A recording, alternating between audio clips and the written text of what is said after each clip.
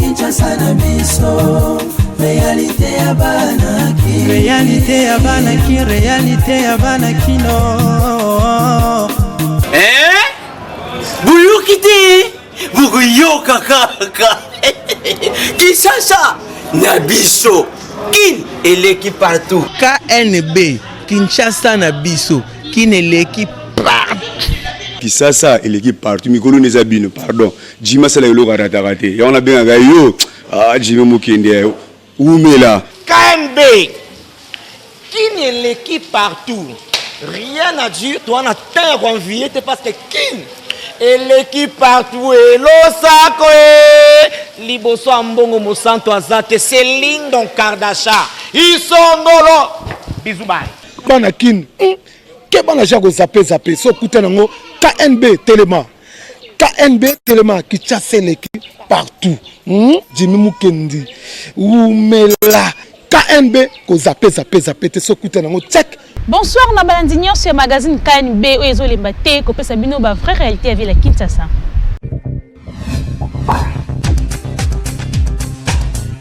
On doit mettre sur pied un état de droit. Au nom du Père. Et dans un état de droit, il y a une justice indépendante. Du Fils. Et du peuple. Ce n'est pas pour rien qu'on fait des constitutions. Nous l'avons promis. Pourquoi Mboké débat? Parce que ceux qui arrivent et qui sont censés prêcher par l'exemple, eux prêchent par le mauvais exemple. Nous l'avons défendu. Un état de droit, c'est celui où tout le monde respecte la loi.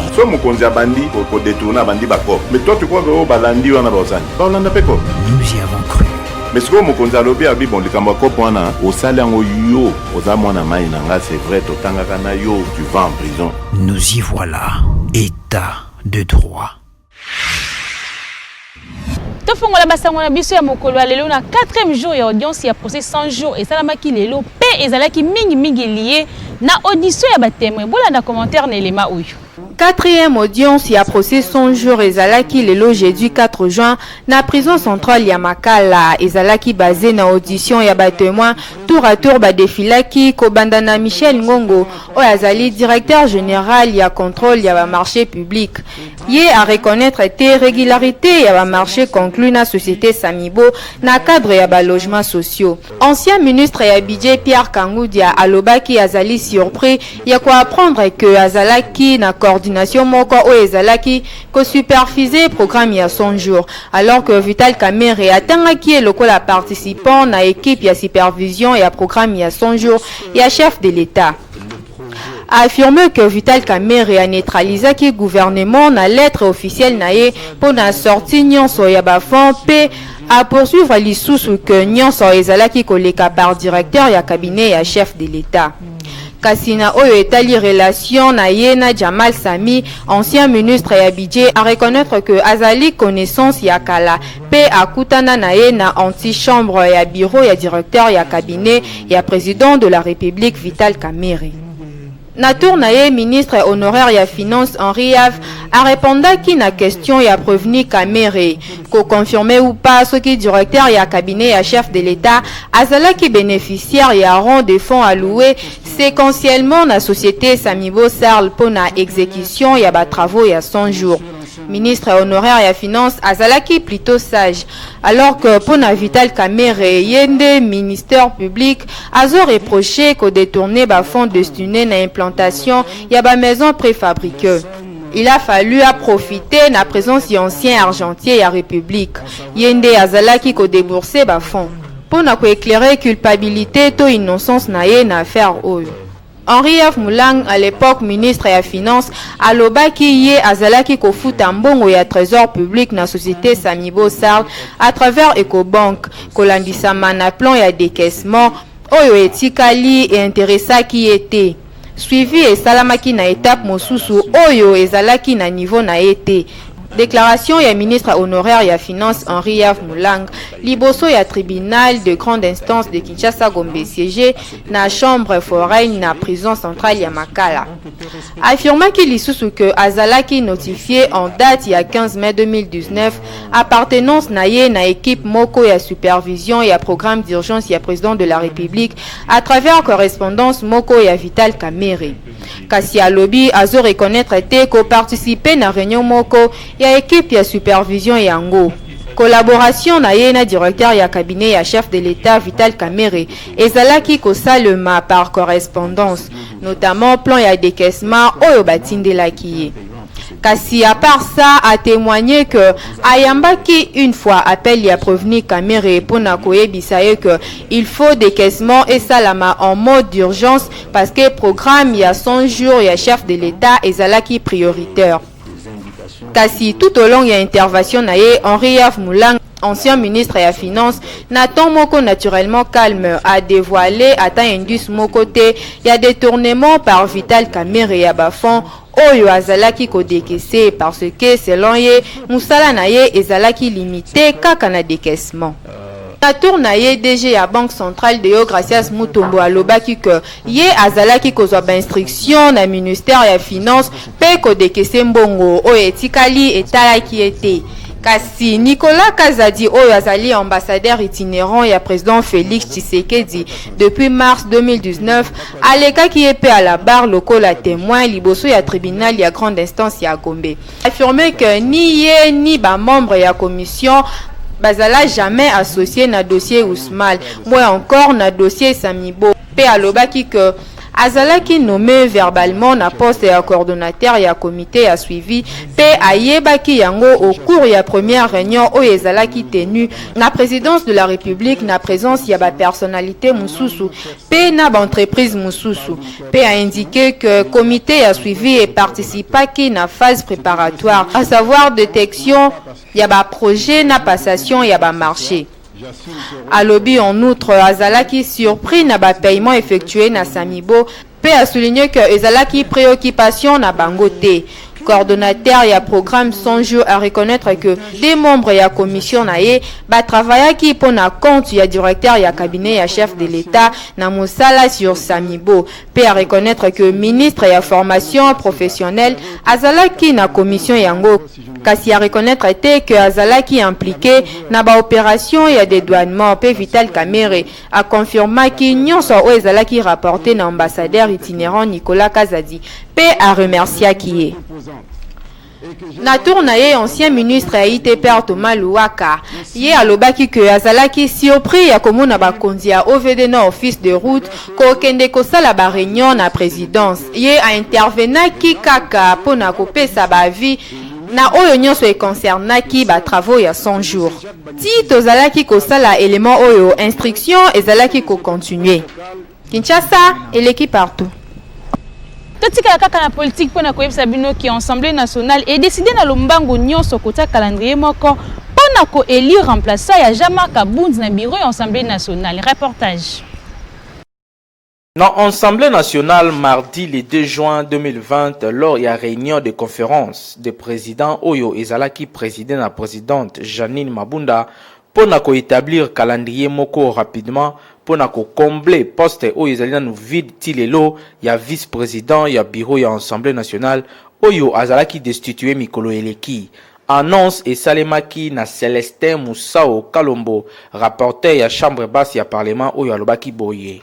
Tozalaki na réunion ya conférence de président autour ya honorable président Janine Mabunda, plusieurs points ezalaki évoqués dont le premier ezalaki ya ko présenter na mikolo ezali koya pe na lombango nyonso calendrier ya élection ya premier vice-président ya Assemblée nationale na respect ya harmonie politique ba membre ya conférence de président ba estimaki ke il faut nyonso esalema na ordre pe na discipline pona ko éviter ko bebisa équilibre politique ndenge makambo ezokendela na contexte politique actuel ndenge Célestin Moussao Kalombo alobaki tango asalaki compte rendu ya réunion kasi a affirmaki peke président du groupe parlementaire Cash, a talisaki que UDPS et Tikali jamais qu'au décliné poste de vice-président, il y a chambre basse, il y a parlement.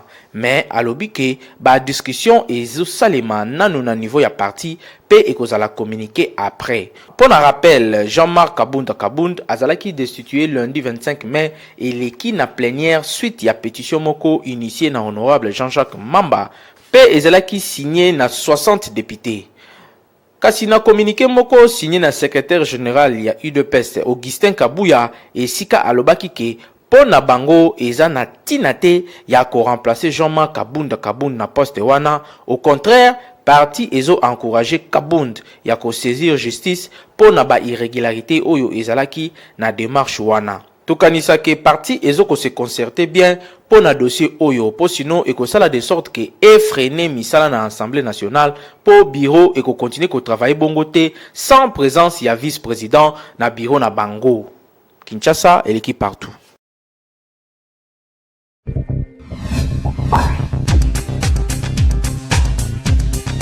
Coordonnateur ya KNB azo continuer toujours kotika espace gratuit pour na batu nyonso o bazana message pour na sensibilisation ya coronavirus. Bandeko na ngai ya Kinshasa, bandeko na ngai ya République démocratique du Congo, boyebi que l'heure est grave, mboka na biso ezali na souci, tozali na problème o ekweli biso à travers le monde entier, likambo oyo ya coronavirus. Ndeko congolais respecter ba consigne nyonso epesami na bakondi. Ba consigne ya hygiène esengeli toye ba ndenge nini toko repousser yango parce que ezali ko sala déjà ba mort bozali koyoka o ezali koleka na Italie. Yango na biso en tant que ba leader d'opinion, biso en tant que ba serviteur na bino ou tout serveur bino à travers ba média na casquette nanga ya coordonnateur ya magazine Kinshasa na biso na ko annoncer bino boye. Bato nyonso topé ba autorité nyonso oyo bazali na message lié na coronavirus pour la sensibilisation, c'est-à-dire bozala une association, bozala structure, bozala individu, message na yo oyo ezali ko kende na sens ya ko sensibiliser bandeko, na sens ya ko appuyer riposte oyo tozali ko sala awa na magazine na bino KNB ekoleka gratuitement. KNB magazine na bino Kinshasa na biso et ko continuer ko servir bino ndenge elongo bani boyebi ke bolandara biso chaque jour à partir de 18h30 na Show TV, à partir de 19h30 à PIC TV et puis à partir de 20h30 na Baraka TV. En rediffusion toyaka à partir de 10h30 na Baraka, à partir de 11h30 na Show TV et à partir de 14h na PIC. Donc message wana topé ba encouragement au boko ko encourager bandeko par rapport ya tant autres allez ko passer boko ko tindela biso yango à travers numéro o eza affiché na ba écran na bino du micro ya KNB WhatsApp na biso ko za la polele pona ko yamba ba message na bino sinon ceux qui bomoni que nécessité ezali que ba équipe na biso o ezali à travers Kinshasa mobimba e ya kuna tokoya kozwa ba image wana nyonso boko sala topé ba message boko sala pona coronavirus pona lutte to pona ko informer bandeko to lekisa yango gratuitement to respecter ba consigne ba kondi et puis biso nyonso to longa coronavirus. Sir Angel a sensibilisé population pona ko lutter contre pandémie à coronavirus. Peuple congolais, bana notre père, le coronavirus existe réellement. Protégeons-nous contre cette épidémie.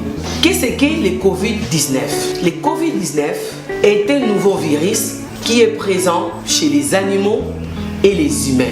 Il est contagieux et facile à se propager si nous ne respectons pas les mesures préventives. Comment le virus se propage-t-il? Le Covid-19 est très contagieux.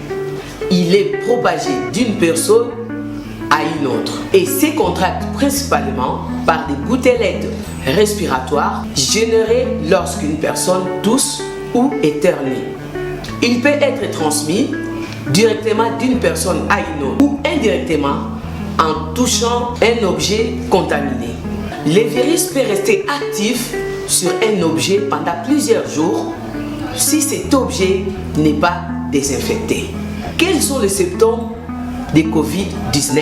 Une personne infectée par le Covid-19 peut présenter les signes suivants: la fièvre, la toux persistante, les difficultés respiratoires. Dans les cas graves, l'infection peut même causer la mort. Comment puis-je me protéger et limiter la propagation du virus? 1.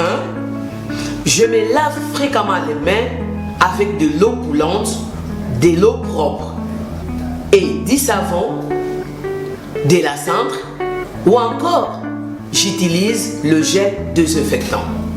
2. Je me couvre la bouche et le nez avec un tissu jetable lorsque je tousse et je termine. Dois-je porter un masque? Le port du masque médical combiné aux mesures d'hygiène peuvent aider à limiter la propagation du coronavirus.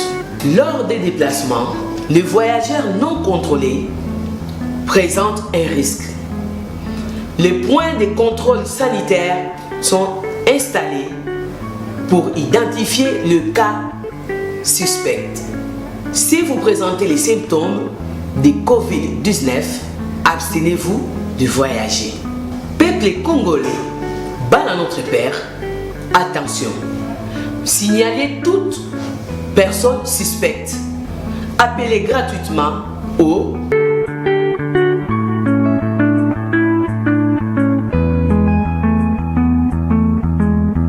Le coronavirus existe réellement.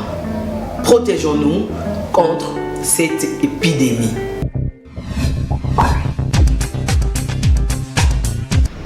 Betesco toujours na cadre ya kosunga population asali miliki kitoko na kombo Apollo pe ezoteka partout. Grâce ya Beltexco miliki ezali lisusu lixte na mabota ya Kinshasa. Lait en poudre en sachet Apollo et yeko résoudre problème ya komelati to café sa miliki to mai ya lobo. Donc lelo na Kinshasa soki omeli miliki te ezali faute na yomoko. Apollo lait végétal oyo ekosalisa bana kitoko ekopesa mikolo énergie pe ekosunga lisusu bakolo bakitisa mitema malamu. Komela miliki Apollo ezali kotonga nzoto na yo 1000 fois. Ezali kobakisa ba immunité na corps na yo po tozala résistant na mopepe nyonso oyo ya microbe atake nzoto na yo. Donc miliki Apollo ezali kotekama partout na ba boutique na ba ligablo na ba alimentation okuta miliki Apollo en sachet. Ezali miliki ezali moins cher mais qualité ya bien. Miliki Apollo, miliki kitoko. Désormais, pas de complexe na Kinshasa pour Beltesco apesi ba Congolais occasion ya komela miliki ndenge olingi. Kasi miliki yango nini? Apollo kitoko makasi. Coronavirus continue à progresser dans la République démocratique du Congo. N'habileté à lobby mercredi, bandeko ya cellule riposte. Il y a coronavirus, balobi que RDC est déjà 3644 cas. Pour le reportage de Natasiata. Coronavirus maladie oyo ezo continue ko troubler mokili mobimba pe awa pe na République démocratique du Congo ezali ko pesa ba devoir ya kosakana te na bakondi ya mboka pour chaque jour ba ka ezo continue ko mata to ebite ezali manque ya respect ya ba geste barrière oyo population ezali ko boya ko observer to ezali penza nini. Na bulletin na bango ya mercredi le 3 juin 2020, secrétariat technique ya riposte contre pandémie à COVID-19 est signalé que 149 nouveaux cas ezalaki confirmés na Kinshasa p 131 ezali po na ville ya Kinshasa kaka 18 nde ezali ya Congo central.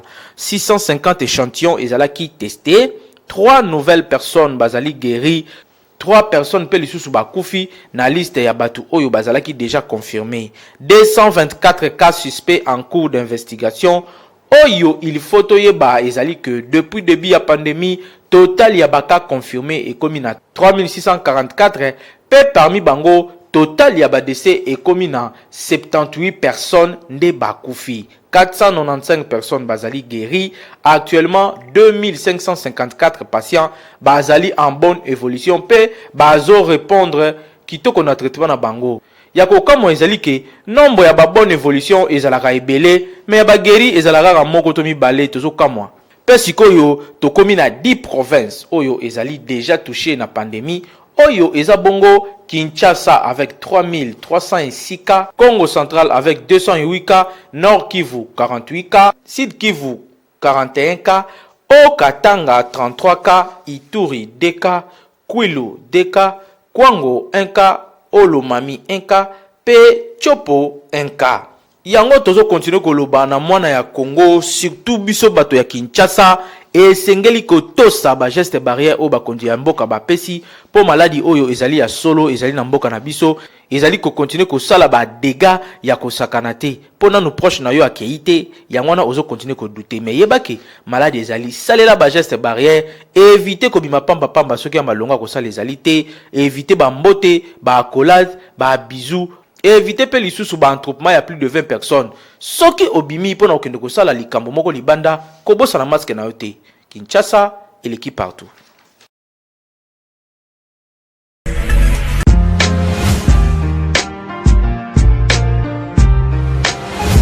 Entreprises, institutions publiques et privées, ONG, partis politiques, commerçants, sachez que la communication constitue le socle de l'émergence de vos activités, produits, services et marques. La communication ne s'improvise pas, mais les méthodes et les stratégies de la communication s'apprennent. La mouture ASBL organise la session de formation spécialisée en communication des organisations en 2 mois. Premier niveau, communication 360 degrés, les relations publiques et relations presse. Deuxième niveau, marketing marchand, marketing politique, conception publicitaire et gestion d'agence conseil en communication. Venez apprendre les méthodes pratiques de la gestion de votre organisation avec les formateurs hautement qualifiés et expérimentés. Ba reporter ya KNB bakitaki na terrain côté na population ce qui est normal na mwasi abundela mobali o nanu abali ete voilà na reportage ya Hervé Zaka. Tomonaka ba jeune fille mosusu bazalaka na comportement ya kobundela mobali oyo kutu nanu abali ete na yango micro ya KNB kitaki na terrain kotu na population soki eza normal na mwasi abundela mobali oyo nanu abali ete boyo kandenge ba expliquer normal te jeune fille no babali oto ki obundela mobali bon so mobali wana robala na yo te display no ekatani o mo to ke perte atako ta balinga na ko salela ngo te mwasa ndako se respecter za mobali no na ndako na pesa bango conseil batika bazua weza bazua buzoba mobala bala na ote obundela e msupe obesa réputation na yo na famille na botika suko yo kala te o perdre pe abali na yo yote eza mabe ezala raté ceux qui na babali yote jamais koko bundela mobali po na modelo yanga e simba te posa foza no ka etula na ngai conseil na ko pesa mobali so na abali yote ta moni na dibasi obundela ete tika na position wana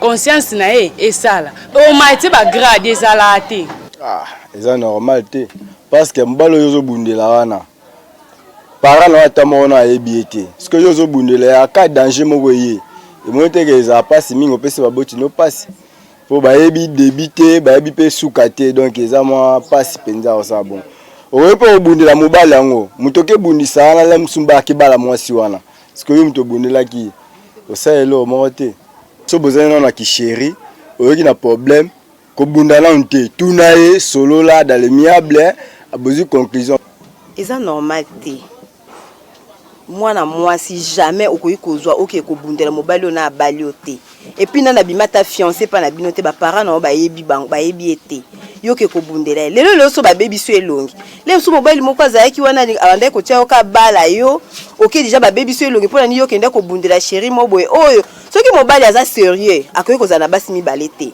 soki déjà mobali akomi na basi mi bale yo komi ko bundela c'est kaza déjà sérieux te pour ça il faut que ba komi batela ce que moni ke mobali o azo tout abino mitumi balé yeba kaza ya kimete donc kaza mobali oyo ya vie na ote conseil na opesa ba jeune fille pona mobali oyo nana bali ote yo kende ko bundela ye ko tsaka ngona mtute ke mobali oyo ngana zo ke ko bundela ye wana ko balanga parce que oyebi na ote lobby lem su oyo ke ko bunda na ye wana mobali azwi na ye mwasi wana nde oyo ke bundisa na ndake ko bala yo kutataka na yo atakate yo zo mona kake ngai nzoka nde ngai balia ko na feti te donc lobi na yo batela ngoka ye bakake oya ngai akoya kaka. Ba jeune fille botika ba comportement bokoma nango ya kobundela mobali oyo nanu kutu abimi ata na famille na yo te po ba comportement wana eza normal te pe eza soni na famille na yo komona na balabala bozobundela mobali oyo nanu famille na yo baliembongo na ye te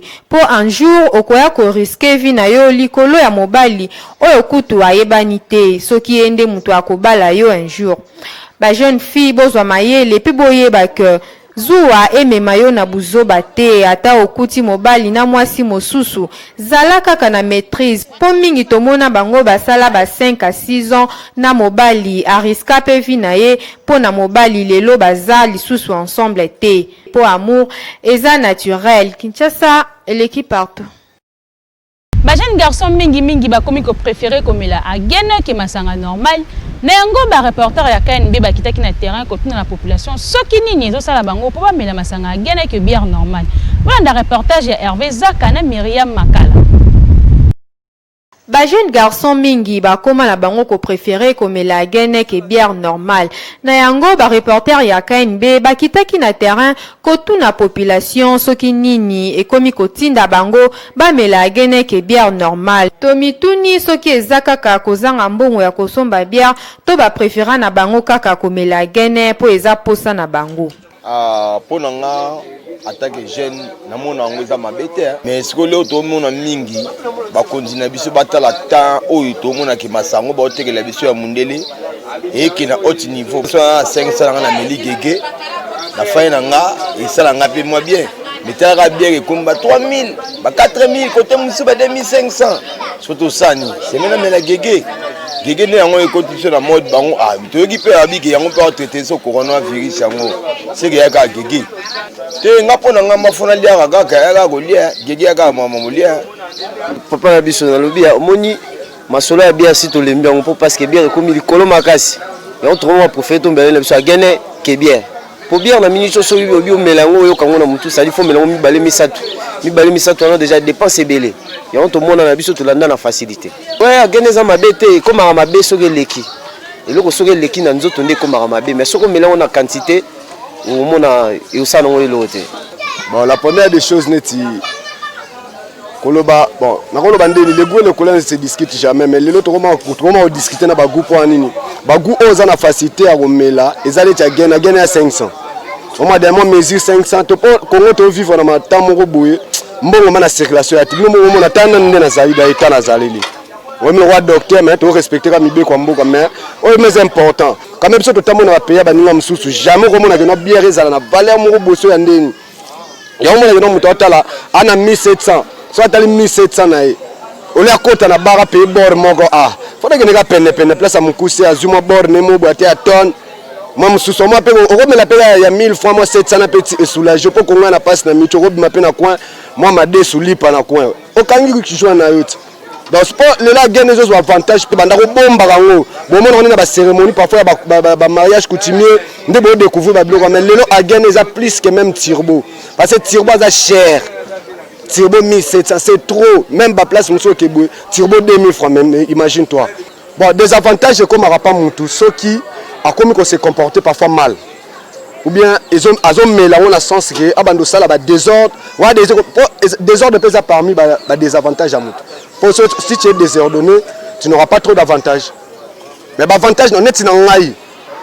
Si on a l'aise, pas de provocation, je fais l'amusement avec tout le monde, tout ça, ce que personne pour une scène.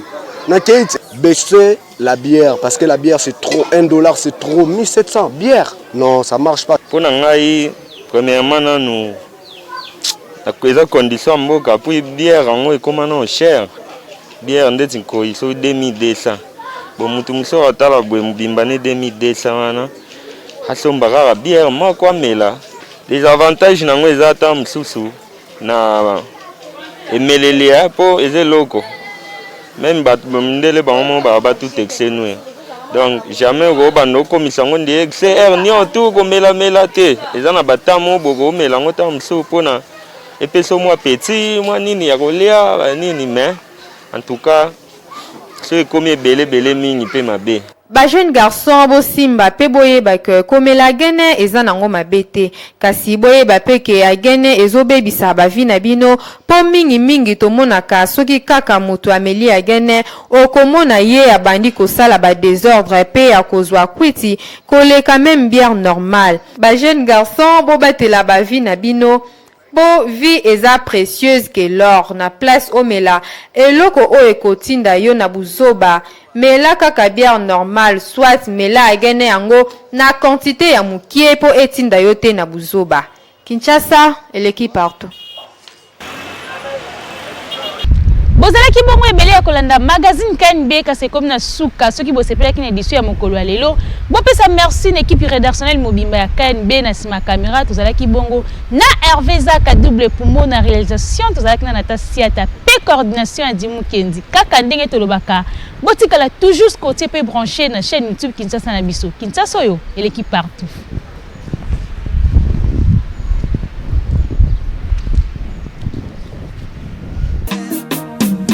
Magazine